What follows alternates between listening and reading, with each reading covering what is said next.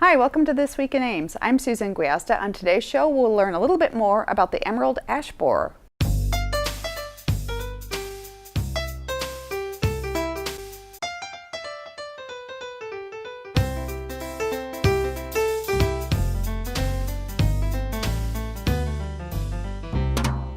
My guest today is Shane Donegan, who's the urban forestry specialist with the city. Shane, welcome to the show. Thank you. Now, in addition to working for the city of Ames, you also work for some other communities. Right. I also help Ankeny and Waukee as well, and I also work with the Iowa Urban Tree Council. So we don't actually have you full-time, but we are Right. able to make use of your expertise some of the time. Mm-hmm. So the big topic these days, everybody's speaking about it, is the emerald ash borer. Right. I think everybody knew it was coming. Is it maybe moving a little faster than we thought? I think it's moving pretty much on track with what people were expecting. In a lot of different cases, in different states, there'd be one isolated find, and then you'd find nothing for a while, and then another one, and then the sort of finds would sort of explode from that.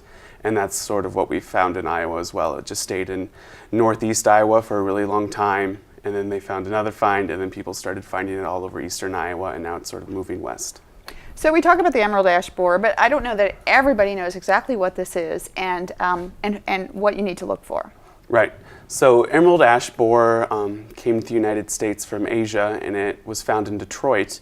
And it's a small metallic beetle that favors ash trees. But the beetle itself isn't what harms the tree. It lays eggs on the bark, and when they hatch, larvae burrow into the tree.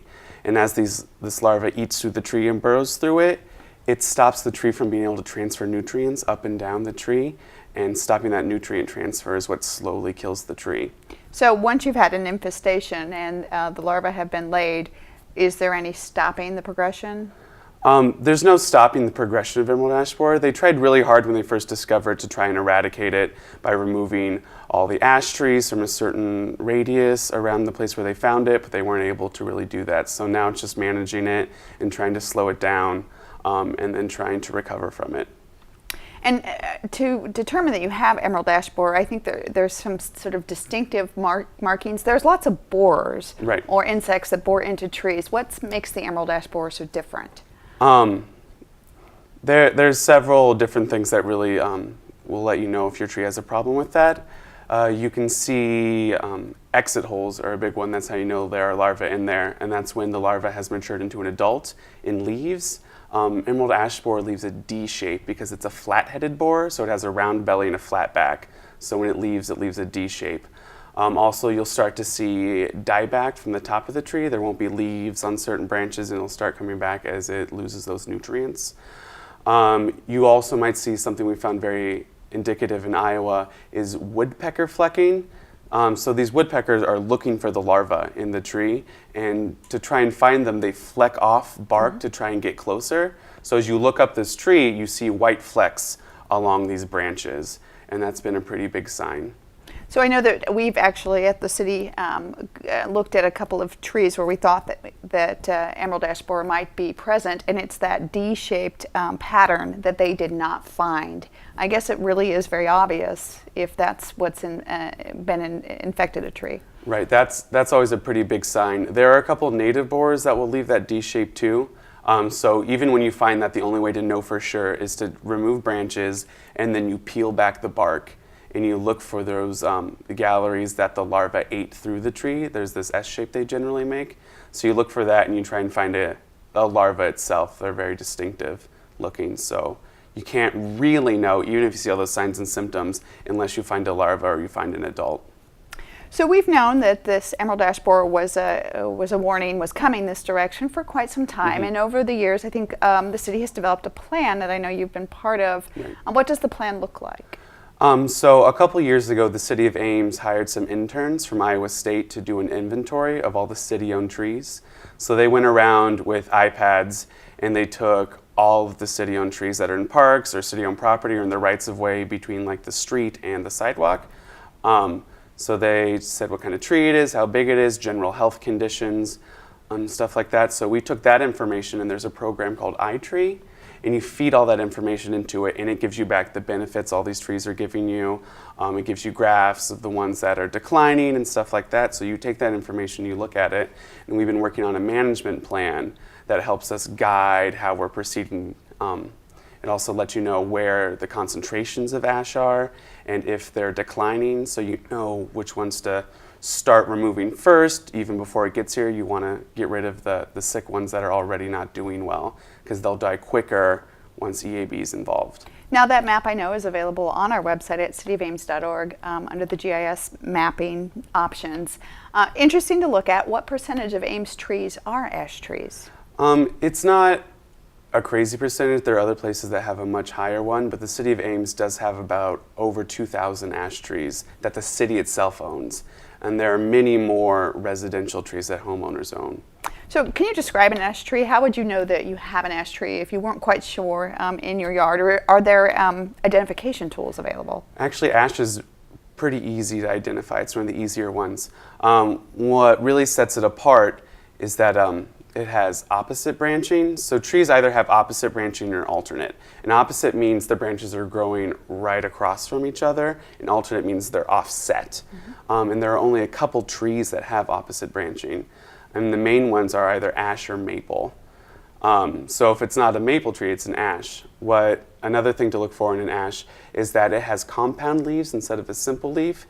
And that means the entire leaf has a stem and then these leaflets that come off of it. So that entire thing is the leaf, not those small ones. So when you're seeing that opposite branching and those compound leaves, those leaflets, that's pretty much an ash. It also has sort of a quilted bark look, and that's also a good way to look at it.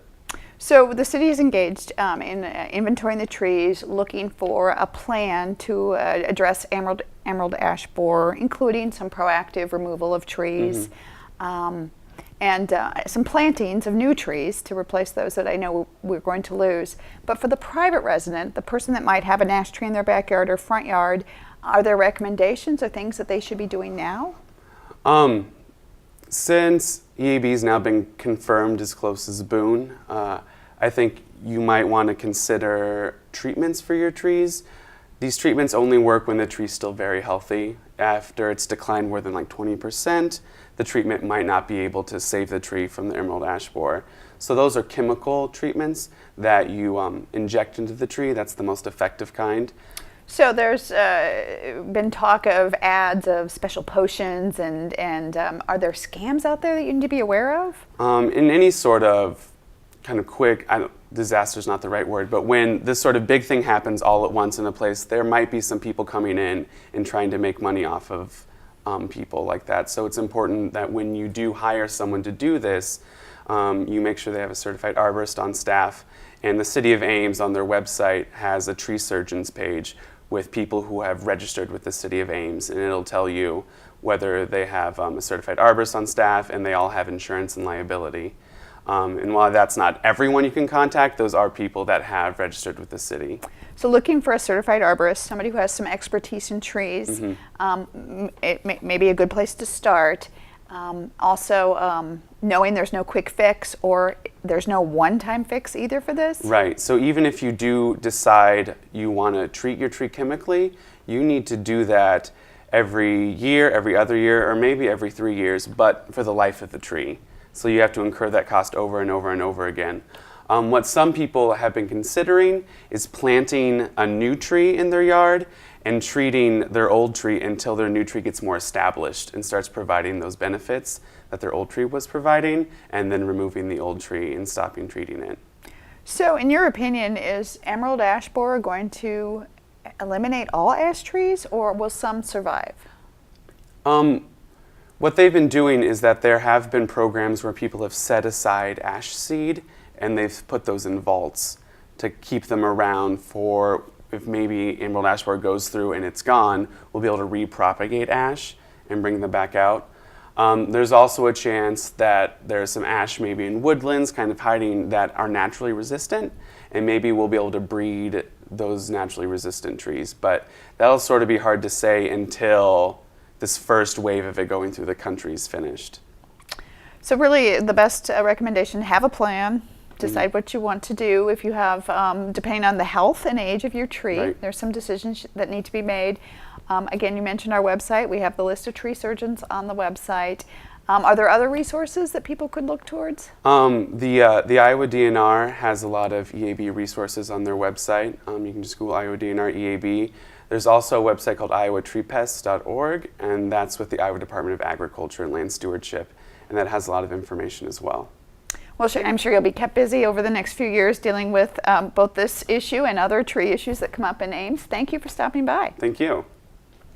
Well, if you'd like more information about tree surgeons' names, remember that list is on our website at cityofames.org. Also, some things to think about. Remember that City Hall and most city offices will be closed for Labor Day on Monday, September 3rd. And also remember, the Ames Public Library will be reopening its doors at the renewed library at 515 Douglas on Sunday, September 14th.